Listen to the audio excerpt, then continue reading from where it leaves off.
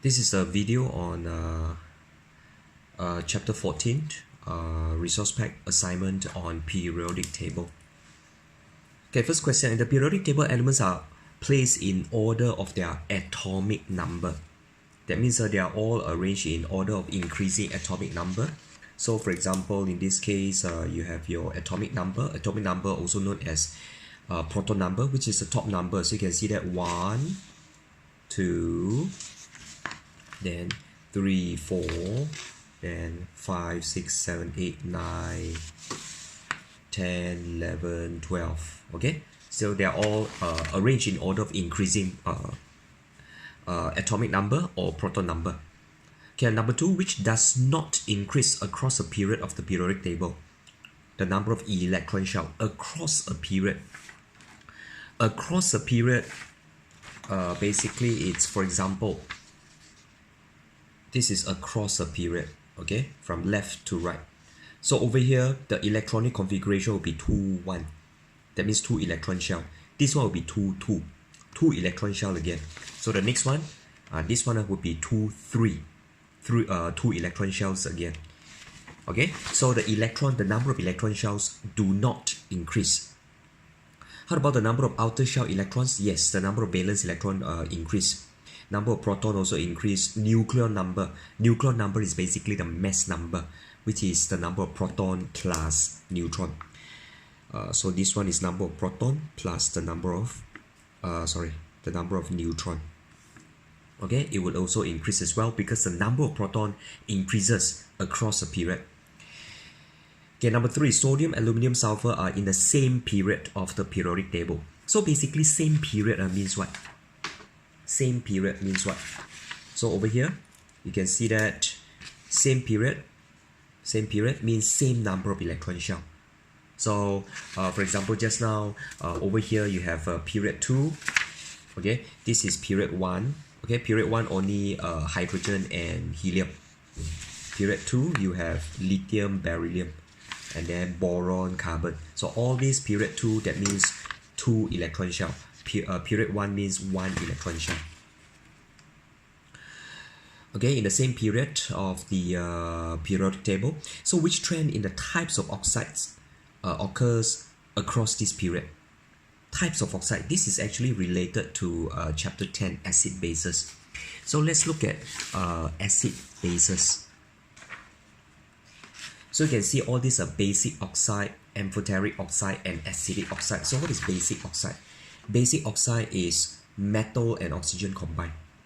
Okay, and then acidic oxide would be non-metal and oxygen combined. And then amphoteric oxide, basically only these 3. So let's look at it across the period from left to right. From left to right across a period. So left to right, left hand side, they are all metals. Okay, they are all metals. So this is going to be the staircase that separate the metal and the non-metal. Okay, this is the staircase right before boron staircase. So on the left hand side, they are all metal. That means a metal oxide. So on the left hand side are mainly metal oxide. Metal oxide is what? Metal oxide, from just now I show you in chapter 10 mind map, acid bases mind map. Metal oxide is actually basic oxide. So from the left hand side, it must be basic oxide first. Then after that, it would go into elements like zinc, lead, as well as aluminium. Yeah, so these 3 are basically the amphoteric oxide. So basic oxide, all this, because all of them are metal oxide, basic oxide. Then after that you have amphoteric oxide around here. Then finally you have non-metal oxide, which is acidic oxide. So it's basic, amphoteric, acidic.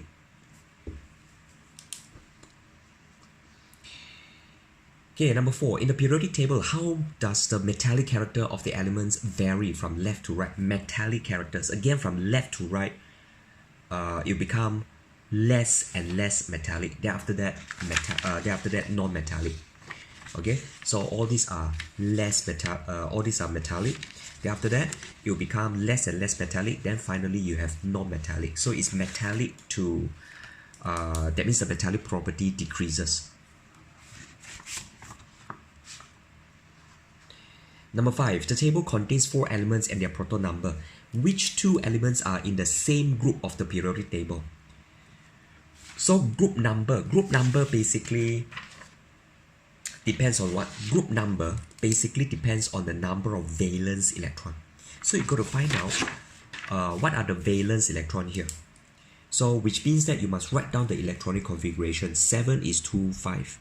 This one is 2, 8, 4. This one is 2, 8, 5. This one is 2, 8, 8. Okay? They are in the same group. Same group means same number of valence electron. So which one same number of valence electron? W and Y, because both of them they have 5 valence electron, W and Y. Okay, number 6, which the statement is correct for the element of proton number 19?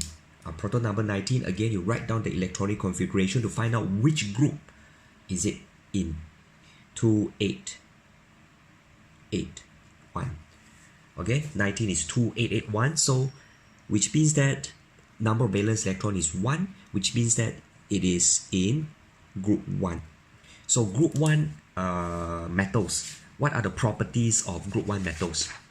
So you can see group 1 metals from the mind map. Okay, group 1 metals are, where is the mind map? Okay, group 1 metals, let me show you. Group 1 metals, the properties. So you can see that group 1 metals, these are the properties, the physical properties as well as the chemical properties. So these are the properties. Soft, shiny when freshly cut. Okay, low boiling melting point, low density, and blah blah blah. Okay, so it is a soft metal that is highly reactive with water. Okay, soft metal, soft and shiny when freshly cut. So you got to remember the properties. Some properties of group 7 elements are shown. What could be the values of X and Y? So you can see the trend. These are all the halogen, group 7 halogen. So halogen, what are the trends of halogen? As you go down, okay, what are the trends? Okay, trends means going down the group, what happened to the melting point? The melting point actually increases. Okay, so increases, which means that X must be higher than negative 101. So negative 7 is higher than negative 101. How about the boiling point? Boiling point also increases, which means that Y must be higher than negative 118. So negative 35 is higher than negative 118. So the answer is C. So this question basically relies on your knowledge about the trends of group 7 elements, which is going down the group, melting and boiling point increases. Number 8, which one of the following pairs of elements would react together most vigorously? React together most vigorously, that means in order to have a very vigorous reaction, the 2 substances must be very, very reactive. So look at all this lithium, rubidium, cesium, potassium. Which one is the most reactive? All these are the group 1 elements. So which one is the most reactive group 1 metals? So group 1 metals, what is the group trend?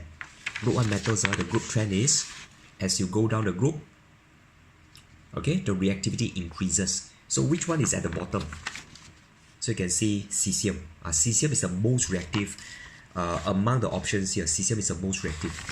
How about for halogen? So for halogen, again, group 1 and group 7, the reactivity, they are actually, the reactivity trend is reverse, which means that group 1, reactivity increases down the group. Group 7 reactivity increases going up the group. So which one is the top of is at the top of group 7, which is fluorine. So fluorine and cesium, because fluorine is the most reactive halogen. Okay, and cesium is the most reactive group 1 metals among the group 1 metals here. So which means that cesium and fluorine, when they react, they will give the most vigorous reaction. So look at the two, which one is the most reactive? Because most reactive react with most reactive, of course it would give you the most vigorous reaction.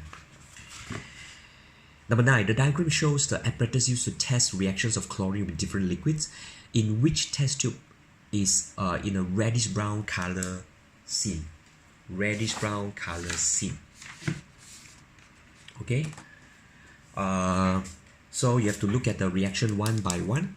So this is a halogen, this is halogen, and this halogen is part of a compound. So this kind of reaction is a halogen displacement reaction.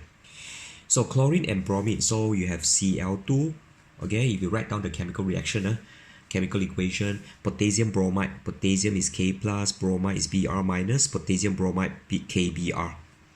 So you get, which one is more reactive? Chlorine or bromine is more reactive.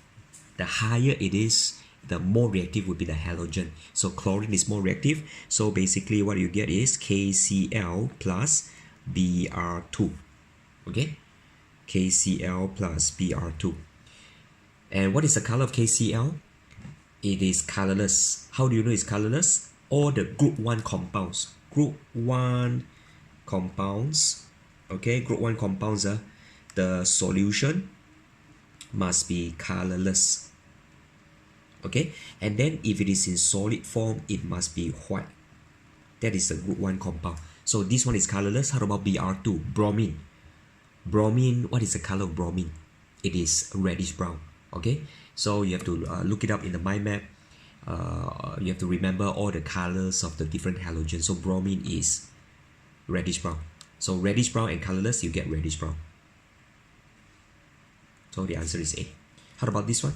Chlorine and chlorine, there is no displacement reaction. Chlorine and universal indicator, there is no displacement reaction at all. So you don't get any reddish brown color here. Okay, number 10, dot and cross structure of a compound containing element E and hydrogen is shown in the diagram below. Which group of the periodic table does element E belong? Which group? That means you have to look at the valence electron. Okay, so this is a dot and cross diagram. So this is actually something like this. Okay, it is something like this. Dot and cross diagram. So this is another, this is our normal kind of dot and cross diagram with we draw in circle. So it's actually similar to this. So you count the number of valence electron for E. So for E, you have how many electrons of E, right? 1, 2, 3, 4, 5, 6, 7, 8, 9, 10. 10. How many E's? 2 E's. So 10 divided by 2, you get 5. That is why it is in group 5. So take note of these two. These two are basically shared electron. So one of this electron belong to here, the other one belong to here. Yeah, so you can actually count 1, 2, 3, 4, 5. 5 electrons. So group 5, group V. Okay, let's look at the section B.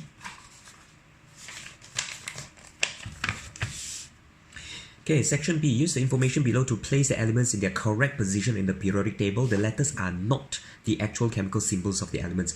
P is the most reactive non-metal. Most reactive non-metal, this one is a noble gas. This is noble gas. Okay, how do you know? Look it up. Compare it with the actual periodic table. So this is the halogen. Halogen is the most reactive non-metal. Why? Because this is group 7. This is group 0. This is group VII. Why is it the most reactive? Because group 7 means 7 valence electron. 7 valence electron means that it needs to gain 1 additional electron in order to be stable. So how reactive the metal is depends on how many electrons it needs to gain in order to achieve the noble gas electronic configuration. So if you compare group 7 and group 6, right? Group 7 only need to gain 1. Group 6 needs to gain 2. Gaining 1 is easier than gaining 2. That is why group 7 is more reactive than group 6. And likewise, group 6 more reactive than group 5 because group 5 needs to gain 3 electron. Group 6 needs to gain 2 electron in order to be stable. Gaining 2 electron is easier than gaining 3 electron. Therefore, group 6 elements are more reactive than the group 5 elements. Okay, so P is there. So Q has the smallest proton number.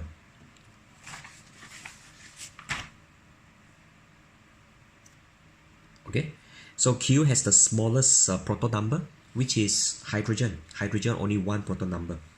R is the most reactive element in group 1. Most reactive element, the most bottom one. Okay, because the trend in group 1 is going down the group, more reactive would be the metal. S has only 2 electrons. S has only 2 electrons. That will be helium. Helium has 2 electrons. And T has electronic configuration of 2-2.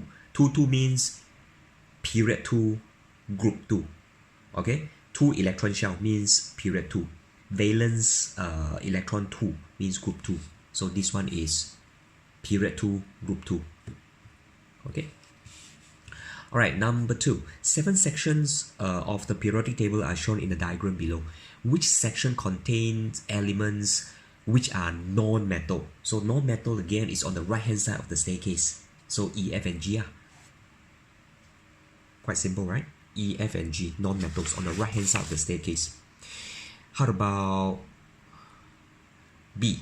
Elements in section G are said to be monoatomic. Monoatomic, that means one atom. It will not combine with another atom to form, let's say, diatomic.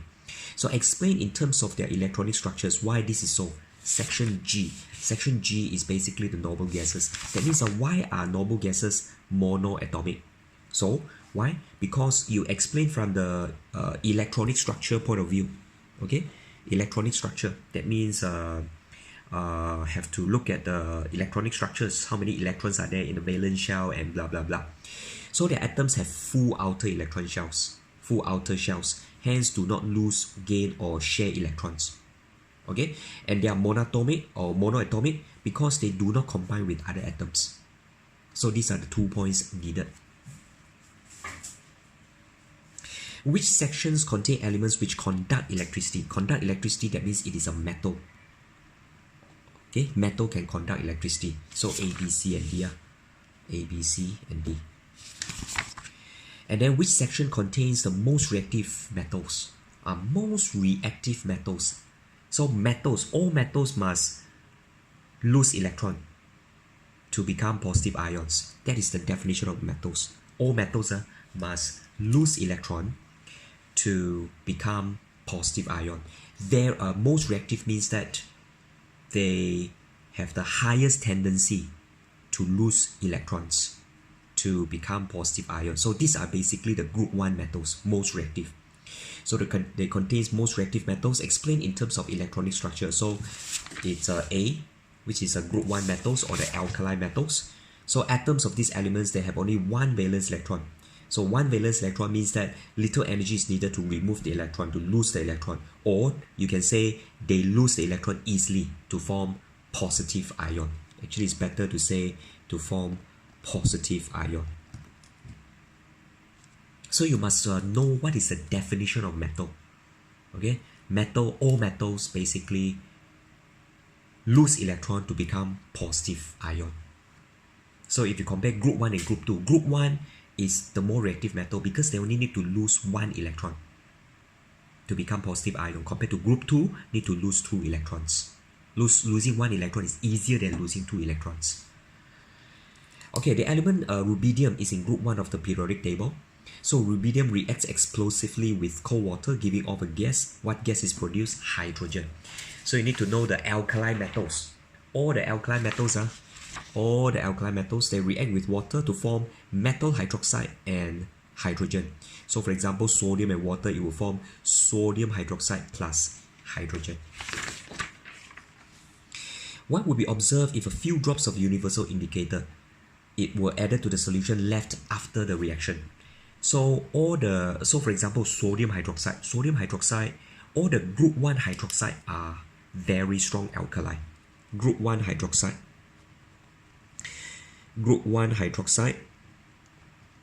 strong alkali.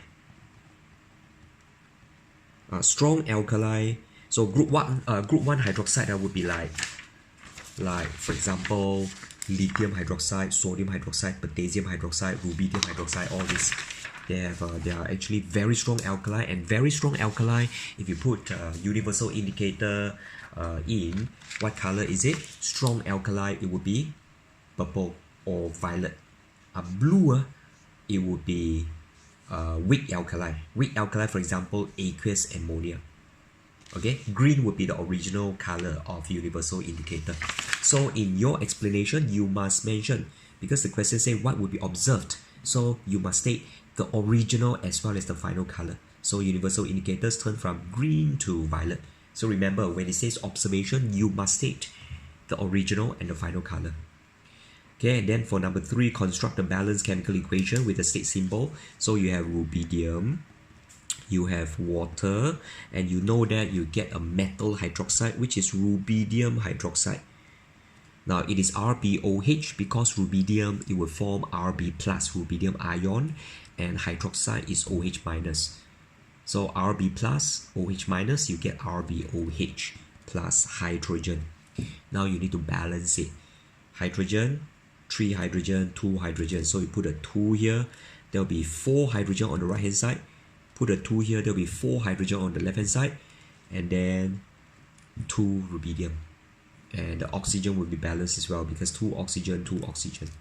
This is actually oxygen. Okay, then for D, suggest an element from group 1 which reacts with water even more fiercely than rubidium. So group 1, you should know that reactivity increases down the group. So if you compare rubidium with cesium, so cesium will be more reactive. Of course, francium would be even more reactive. So this question, another alternative answer would be francium.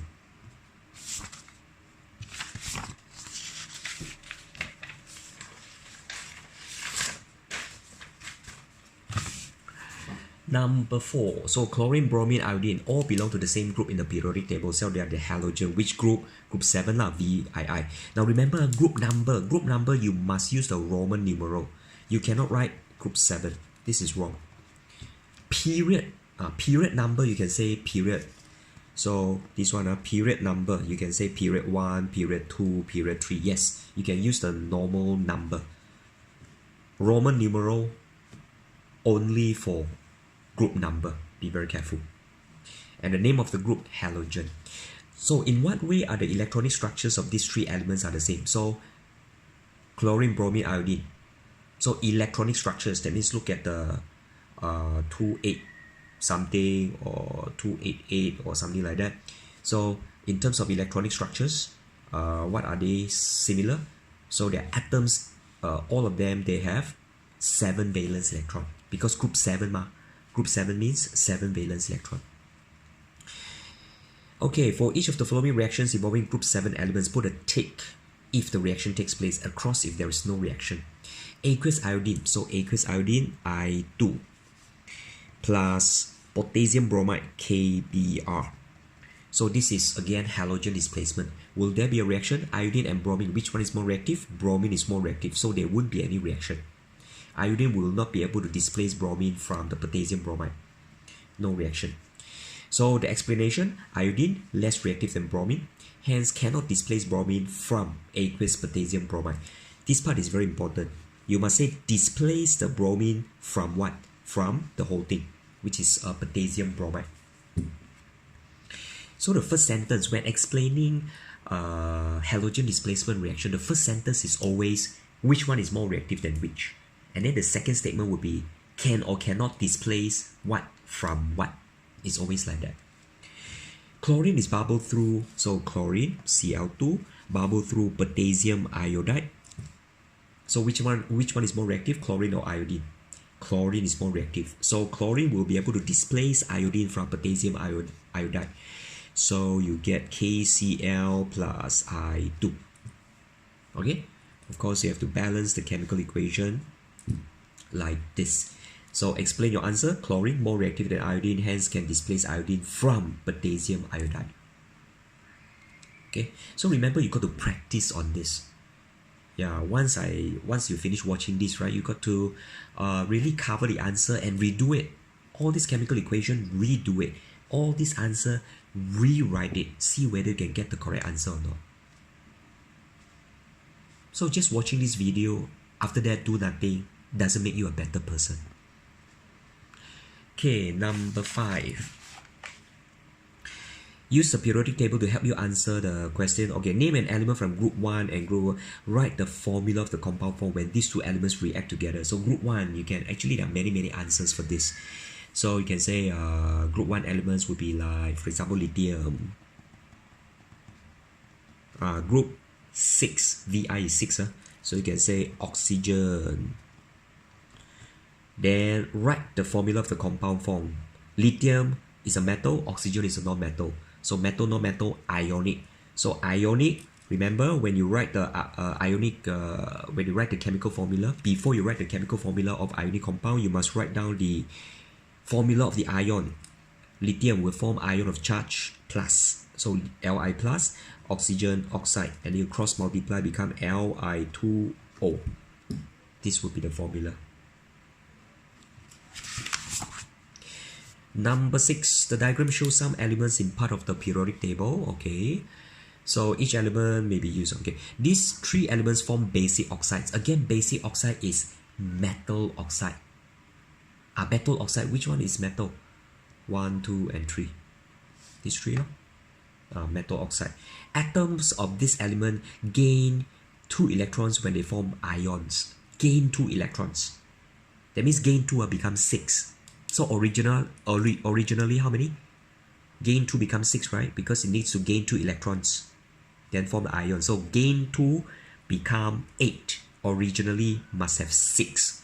That means it must be from group 6. Oxygen is group 6. These two elements combine together to form a covalent compound. Covalent means non-metal and non-metal, with the formula of the type NY3. So XY3. XY3 would be, do you have any covalent compound with a similar formula? So there is one I can think of is NH3. Double check, NH3 is it a covalent compound? Yes, non-metal, nitrogen, hydrogen, non-metal, NH3. Okay, so it's 2 elements, so it's N and H. Of course, there are other answers as well. You can have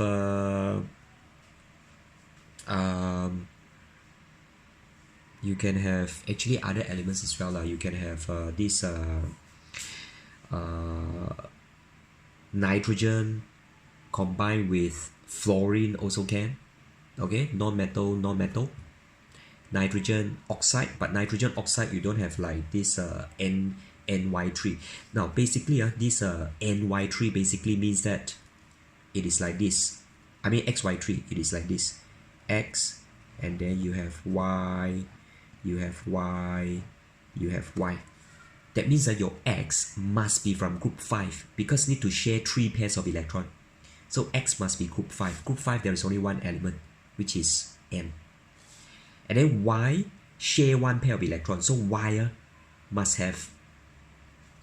need to share 1 pair of electron. So it's either group 7 or hydrogen. Hydrogen electronic configuration is 1, so it needs to share 1 pair. Fluorine electronic configuration is 287. Sorry, it's 27. 27 short of 1 electron, so need to share 1 electron.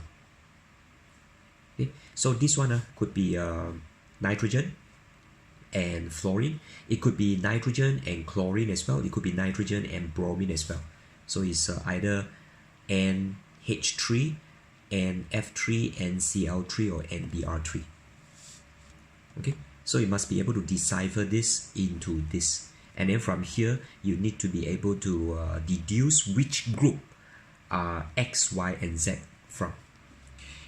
D. This element has a melting point below room temperature but a boiling point above. Melting point below room temperature, it means that at room temperature it melted already. That means at room temperature is liquid. Room temperature, liquid. How about boiling point above room temperature? That means at room temperature it hasn't boiled yet. That means it's liquid lah. So which one is a liquid at room temperature? So it's bromine. Okay, you need to know the states, the state of matter of all the halogen. You have gas, gas, liquid, solid, solid. So bromine is a liquid. This element reacts with water to form a solution which turns universal indicator from green to purple. Purple, strong alkali, group 1 hydroxide, lithium. This element is a normal gas with 3 complete electron shells. Normal gas, 3 complete electron shell, meaning that 3 electron shell lah. So period 3. So normal gas and then period 3, only argon. This is period 1, period 2, period 3. This element forms ions of type X2+, which then tested with aqueous sodium hydroxide produce a blue precipitate. This one you haven't learned yet. This one is actually you need to have learned the salt chapter, chapter 11. This one I haven't learned yet, chapter 11.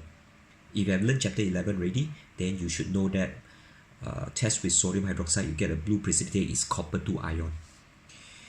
This element can displace chlorine from aqueous sodium chloride. Displace chlorine.